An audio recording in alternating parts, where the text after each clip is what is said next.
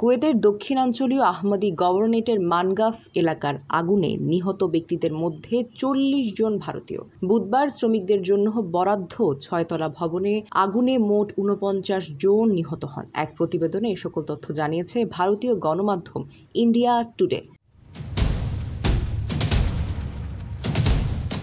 কর্মকর্তারা জানিয়েছেন, ভবনের একটা তলার রান্নাঘরে আগুন লেগে তা ছড়িয়ে পড়ে। এ সময় ভবনের বাসিন্দারা ঘুমিয়েছিলেন। বেশিরভাগ বাসিন্দারই মৃত্যু হয়েছে ধোঁয়ায় দম বন্ধ হয়ে। এ ঘটনায় আহত আরও ৪০ জন হাসপাতালে চিকিৎসাধীন অবস্থায় আছেন। কুয়েতের কর্মকর্তারা জানিয়েছেন, ওই ভবনে ১৬০ জনের মতো মানুষ থাকতেন। তারা সবাই একটা কোম্পানিতে নিয়োজিত ছিলেন। তারা নির্মাণ সংশ্লিষ্ট নানান কাজ করতেন। নিহত অন্যরা পাকিস্তান, ফিলিপাইন, মিশর এবং নেপালের বাসিন্দা বলেও জানা গেছে।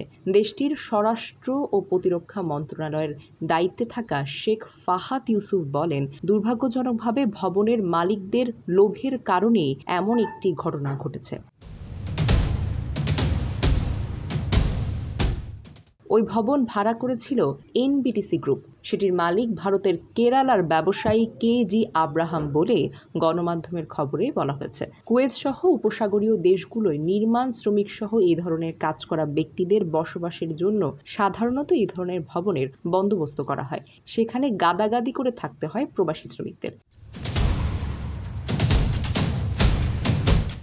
আরব টাইমসের তথ্যমতে, নিহত ভারতীয়দের বেশিরভাগের বাড়ি কেরালা, তামিলনাড়ু ও উত্তর ভারতের বিভিন্ন প্রদেশে। তাদের বয়স ২০ থেকে ৫০ বছরের মধ্যে।